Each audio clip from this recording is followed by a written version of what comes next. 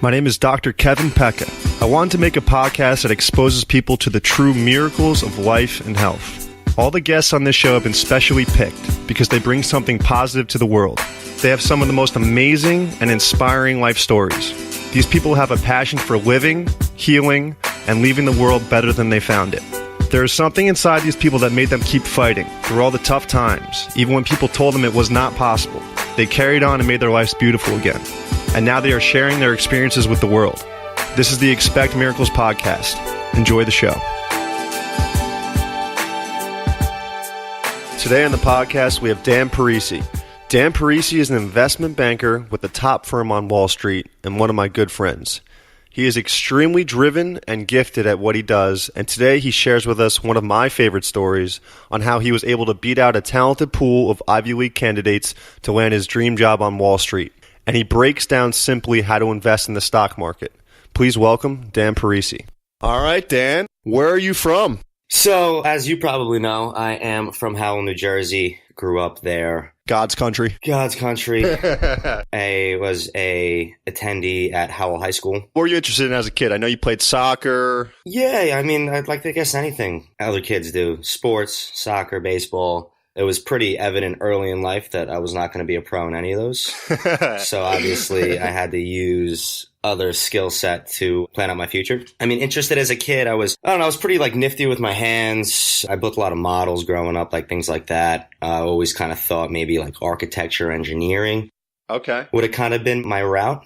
Yep. Clearly that's changed pretty significantly. Yeah. Well, I remember for as long as when we started hanging out towards high school, into high school, for as long as I can remember, you've always been pretty motivated to do finance. Yeah, so I was always listen, math was always my favorite subject in school. Maybe not my favorite, but I guess I was always the best at it. Yeah. Coming into college, I went to the University of Scranton. I was actually pre-med. I don't know if you knew that my first year. I did not know that. That's interesting. You know, growing up, when you do good in school, at least in my family, I was only really the second person to actually graduate from college. So It was just you're doing well in school, stay in school as long as you can. So staying in school as long as you can meant either being a doctor or a lawyer, right? So, being a doctor coming out of high school, I was all right, fine, I'll give it a shot. My first year at Scranton, they have a pretty good pre-med program there. So that's kind of what I got into. Yeah. I just realized there was something that really wasn't for me. The only stuff that I actually liked in terms of my course load were the physics and chemistry classes, which are more math-based sciences rather than your bios and, other things. So definitely, I think the obvious answer for me was to look into the business school. That's kind of what I did. It was a pretty quick, I guess after that first year, pretty quick shift. And I think it just kind of became evident to me that that's what I wanted to do. And so you started the business school your second year in college? Exactly. Cool. So second year of college, I did finance and accounting double major. And then I got into a program. It was an accelerated MBA program where you basically stay an extra year, so a fifth year, and get that MBA in 1 year. Gotcha. And so in college, were you doing internships every summer with anybody or? Yeah. So, listen, at least in the finance world, there are a million different jobs. Yeah. I knew it was pretty quickly that I wanted to go into the investment banking world and the investment side of things. Mm-hmm. And in order to do that, I think it's definitely more difficult to branch into that sector of the market because it's such a small number of jobs available. Yeah. And everybody's looking to do it too. The competitive landscape is unbelievable. Yeah. And the big banks, they only recruit at top tier schools, being Ivy League schools or they call them second tier schools, but they're looking for the best of the best, the smartest and the brightest, and rightfully so, right? Because they have that luxury to, to pick from the crop. So I knew that coming, from a school where I would have to try and do different things and, focus on internships and just trying to pad the resume. So I did a few internships. I was at a small broker dealer for a summer, unpaid in the city. I worked Monday to Wednesdays. I'm not going to disclose the name of the firm. I think they're pretty sure they're out of business. But if you've seen, basically what we were doing was just cold calling people to invest money with us. I didn't even have a computer. I would go in at 9 a.m. He would have a stack of cards on my desk and a phone, and that was it. Wow. And from 9 to 1, all I would do was just call these leads. And I wasn't licensed. I didn't pitch stocks. I couldn't do any of that. Yeah. All I could do is just call, tell them about the company, and then hand them over to a rep. And they would try and sell them stock. That's a dying business. So you were bullshitting a little bit for that, just keeping people on the phone. Literally, and think about it, right? I was probably 19 years old You're sitting there and you're just calling like rich doctors and lawyers in like the Midwest. And it's uncomfortable because you're in these cubes and there's guys all around you. And, you know, you're talking and pitching. And like, obviously I sucked in the beginning, but to be honest, that was a very valuable internship for me. Not because I knew I definitely didn't want to do that ever again, but it got me comfortable talking on the phone. And talking on the phone, given there's people around you. And obviously when you're working like on the trading floor type environment, people are yelling, it's loud, you have to be focused. And that kind of taught me that, I think. So that was one of my internships. I internshiped at an accounting firm another summer. And then ultimately what I ended up doing was I did get an internship at one of the big banks where I work now. You know, clearly there are tons of different jobs you could get across, you know, investment banking. And what I was doing was it was more of like a support type role. So I'm not going to get into the boring details, but they call it back office versus front office. Front office is the job everyone wants. You're facing clients. You're helping bring in revenues. You're doing, you know, the things that you ultimately learned in college. Whereas back office, you're supporting those businesses. You're doing more administrative type tasks. But for me, taking that internship, I knew it wasn't you know, going to be long term. So you started from the ground up. It's just to get a foot in the door, right? And it's like anything else. What? That's awesome because a lot of people don't want to do that. They just want to jump like magically to the top tier of the company. It's like you got to put in the hours and start somewhere. No, that's exactly right. And I mean, I have friends now who are unhappy with their jobs, talking through different opportunities that they could do. And even they're not willing to, I'm like, listen, you got to do this for a year and then you can work your way into this. And they you know, they want to get to point B before stopping at point A. It's like, Dan, just get me a job of what you're doing right now. It's like people don't see all the hours you put in to do that. I remember you were working very hard. Well, what I was doing was, you know, you get your foot in the door through the internship program. This was the back office internship program, so a lot less glamorous than what the Ivy League kids interned and did. But there were 23 interns that summer. 3 of us got job offers. I was luckily one of those 3. And then I got a job, you know, again, back office type stuff. It was easier work. It was the kind of thing where I wanted to make the push, you know, try and transfer to front office. And it wasn't an easy task. You know, I think guys, I mean, they have all this talent already that they're interviewing, especially from the junior level. So it's hard. I think it was going to be harder for me. But what I did was I just networked and I got myself in front of. Well, Dan, before you get into that, this is one of my favorite parts of your story because I'm curious on how you got the job you're in today because you didn't have the Ivy League education, which was probably most of the people you were going up against, and you got the job over all those kids. So how did you do that? You know, the way I see it is more times than none. I think the hardest part, especially for me, was just getting like a seat at the table. Like just give me a shot to sit down with some guys and talk through what I know. And I feel like when I'm in a room with someone, you know, at least give me that chance. And coming out of college, coming out of, you know, where I went to school, I didn't even get an interview for these types of jobs. I couldn't even get a seat at the table. So when I came in, obviously biggest focus was to absolutely kill it in what I was currently doing, right? Get great recommendations from my current bosses, have the good reviews. And I did that for a year. And while doing that, I went out and I just networked. And I said, you know, that guy in this job that I'm interested in, hey man, like you shoot him a chat. We work at the same company. They understand I'm a young, ambitious guy. Let's grab a coffee. Let's do this. So all of a sudden I get my face, I get my name out there. And he said, you know, some of these guys sit down with me like, you know what, that kid Dan's pretty sharp. I mean, why don't we bring him in? You know, it was kind of, I feel like anything in life is just like a combination of luck and preparation. Oh, absolutely. That's what luck is. Opportunity and preparation. Exactly. So it's the kind of thing where for me, I had been networking with this one specific desk within the investment bank that I really wanted to work for. And luckily for me, someone had left. There was an opening. And I had been talking, you know, pretty often to one of the kids on the desk, one of the, I guess, more mid-level guys on the desk. And he knew I was looking to make a jump. And he threw my resume in the ring. He said, hey, listen, this kid works here already. You know, I know we're interviewing all these other people, but, you know, why don't we bring him in? And I went through, you know, an internal transfer. You would think it'd be easier, but I probably interviewed with 13 different people. Wow. Like hour interviews too, right? Like this wasn't a quick, like. Some are shorter, some are like half an hour. I mean, they're grilling me. And when I say the luck in terms of the opening, but the preparation, because during my time doing what I was doing, I wasn't learning anything that they're actually doing. So I had to go out on my own and kind of do my own research and stay up on like what the markets were doing and specifically what their segment of the market was doing. This way I could sound intelligent and sound like, you know, I'm keeping my ear to the ground. I'm following what's going on. I guess luckily it just worked out. And, you know, I've been on the same team now for 3 years. So what do you do now? So I work in a group. It's called Equity Capital Markets. So ultimately really what investment banking is more or less helping companies, large corporations and small and medium sized corporations. But our clients are corporate companies. And we're helping them ultimately raise money.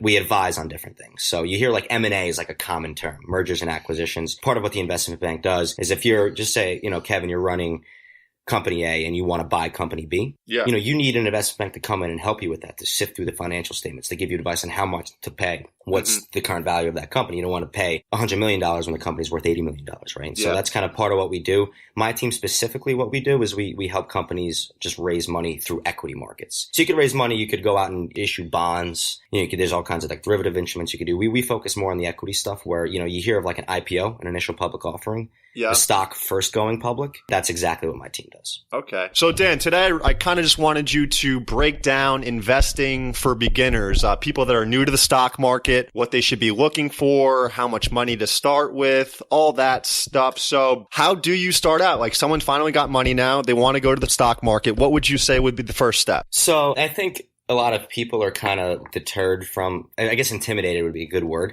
Right. When really investing in stocks is definitely not rocket science. Yeah. I think that the best thing to do would be, at least starting out, I know it's not necessarily the most interesting thing, but like to flip on CNBC or just to read the cover of the Wall Street Journal, or you don't even have to buy the journal anymore. You could just go on their website or go to Google Finance or go to marketwatch.com. There are so many outlets to first just go out and just like see what's going on. Yeah. A lot of it is general news on companies and you could just read stuff. And it is very, very interesting because it all ties into what's going on in the broader, they call it the macro landscape, but just what's going on, in the broader economy. And obviously there's a lot of geopolitical issues out there that affect the stocks. But, I would say starting out, it's very easy to get access to buying stocks. You could, in 15 minutes, go to an E-Trade or a Scott Trade or a TD Ameritrade, open up an account and deposit money. So like people are always like, what's the right amount to start with? Just say, for easy math sakes, you start with like $5,000. You deposit $5,000 into that account. Now you have cash in the account.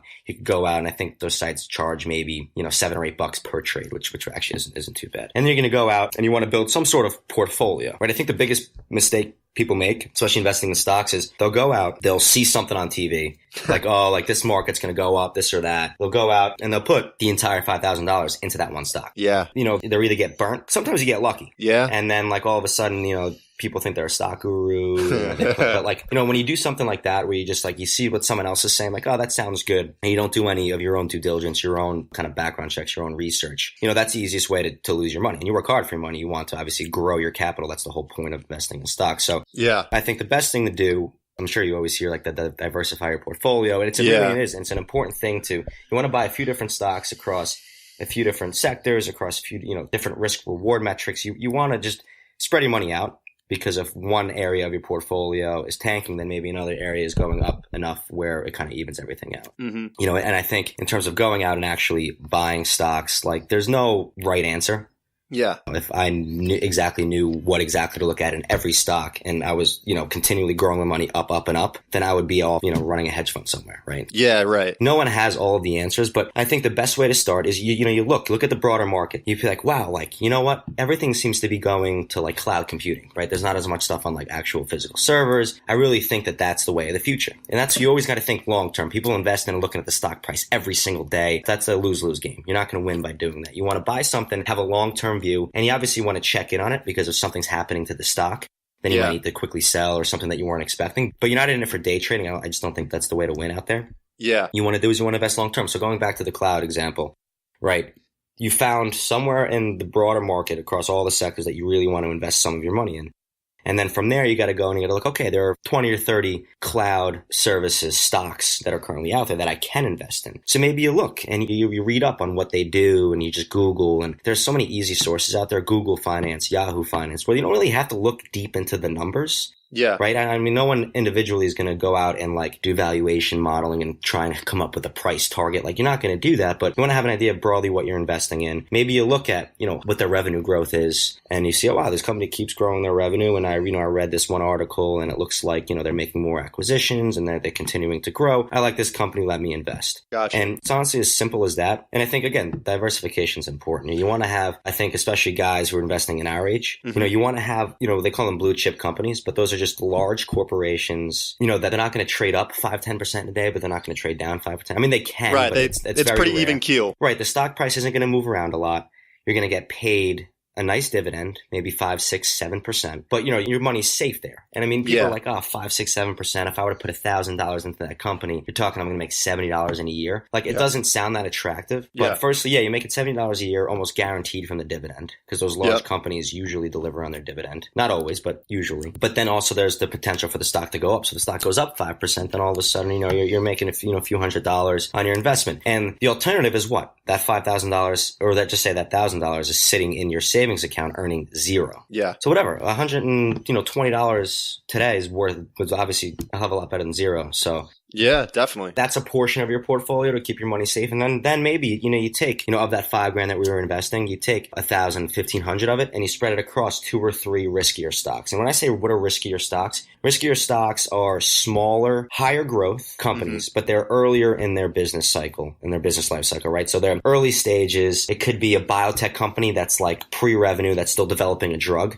I mean, biotech's the kind of sector where the stock either triples or goes to zero, right? Because if you don't get that approval, then the drug's worthless, the company's worthless. Right? It could be, an early stage tech company that's growing their business. And those are riskier companies that can go up 5, 10%. And they can triple in price over the course of 12 months, or they could go to zero in the course of 12 months. People of our age where we're not like retiring tomorrow. Right? If you're retiring tomorrow, that's all about capital preservation, where it's just, you put money, you're collecting big dividends, very safe, and you're getting ready to retire, and that's it. Whereas now we could probably take some risk. Yeah. And that's what you need to measure, the risk or reward. Then I think, maybe a portion of your portfolio goes into those more riskier assets. Definitely. So Dan, when you're looking in a new company to invest in, what are you looking for? Is it more personal interest, or is it, I'm interested in this company, I want to see how they do, or is it, this could do something, or a little bit of both? Anything, when looking at a company, and I think one of the misconceptions out there is just that you need to always look at, a company's not valued based off of what it's done. It's valued based off what the market expects it to do.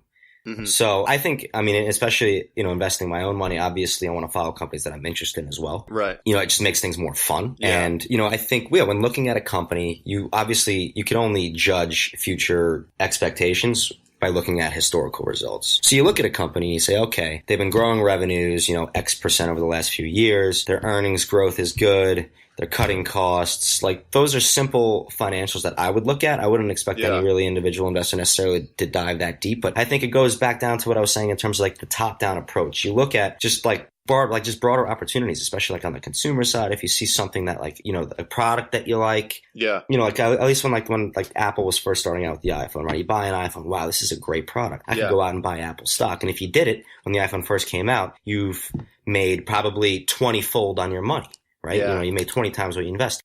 That's the kind of thing where it could be as simple as that.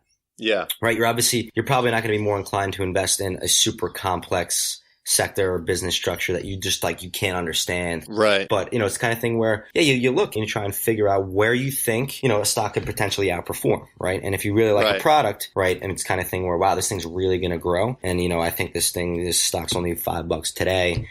I think that, if everyone likes the product as much as me or whatever else it may be, the stock could double, triple. But really just, read about what the company, you need to understand what the company does, which isn't hard. You go to a Wikipedia page, you go to the company website, you see what they do. Yeah. And then if that fits into what you think, again, that's really all it comes down to. Yeah. Is, what I guess the broader landscape is in terms of where the economy is heading. And then from there, you kind of pick pockets of the market that you actually think might outperform. Okay. So you kind of did touch on this already, but so I guess a lot of the mistakes you see people make in the beginning is they're not doing their research, they're not diversifying, and anything else? I think that just putting all your eggs in one basket thing is just too risky. There's no need to take that much risk. Yeah. Granted, if you have $100,000 in the bank and then you just invest $5,000 and put it in one stock, all right, then fine. Yeah. But if $5,000 is a meaningful amount of money to you, which to a lot of people obviously it is, then I think you need to spread it out. Yeah. And I think what's helpful for people starting out is you're investing now and you're going to be watching the stock. And obviously everyone makes mistakes. It's not a big deal. Yeah. It can be clearly if you lose a lot of money, but it's the kind of thing where you start out, you're investing. Now you have financial interest and you're going to be taking interest. And then maybe, when you're home eating dinner, you're flipping on CNBC and you're watching, Jim Cramer's Mad Money. He's talking about different companies. You're like, wow, actually that company, I'm invested in real estate right now. And I own this commercial real estate company, but Jim's talking about this commercial real estate. And then maybe I'll switch it. And you kind of get into it. And I think once you just do it and you just pick a few companies that you like, you're forced to be interested. And some people get really, really into it because it is interesting because it's you're making bets on companies. And there are a lot more educated bets. That's what you're doing. And that's the thing. You don't have to get into it. If your portfolio is doing well, you leave your money where it is and you check up on it here and there. But it's the kind of thing where once you start investing, it's easy the accessibility to information is, in today's day and age, there's millions of sites, CNBC, Bloomberg, Fox Business. There's so many things on TV that you could watch. Yeah. And, I think they do a pretty good job, not diving too deep into like technical terms. Sometimes they do. Yeah. It's just an area that it could easily be learned. Yeah. And so, like, how do you feel about like financial advisors? Obviously, if you have a lot of money and you're investing a lot of money, you might want to consult with somebody, but do you think it's absolutely necessary in the beginning to let somebody else do all your advising in the stock market? How do you feel about that? All big banks have financial advisors. Clearly, if you're investing a ton of money, it would be important because those guys don't just like pick stocks for you. They're going to pick separate portfolios for you to invest in, and they're going to pick different things. I think that just starting off, if you want to take an interest and take the initiative on your own, and like actually like learn what you're doing, because it's going to help you out in the future. If you have just a general knowledge right now, and you'd be surprised how many people just like can't blame them, right? Because it's not like if you're not doing it, you're not going to really know what's going on. This will kind of force, a younger investor to just have a general understanding, which is why I would think in the beginning, maybe not necessarily, but I could never advise to not use a financial advisor versus using one.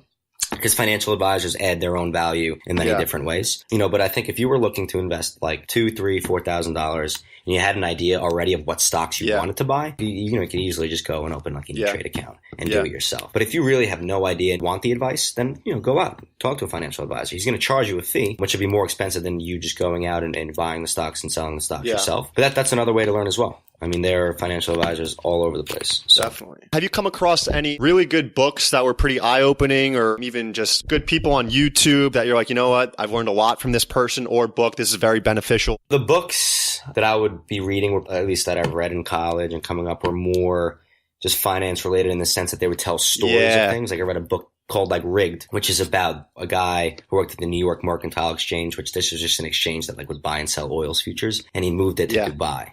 That was a cool book. I've read Liar's Poker, which is Michael Lewis' book. He also wrote The Big Short, which I read. Those are all the types of books that I think just are really interesting finance books because the stories are so like absurd and incredible. But in terms of like investing, I honestly think like the Investing for Dummies 101 books are like really good. They dive into the details. I think in terms of, watching like some of like the guys that I watch, Jim Cramer's a household name. He's incredibly good.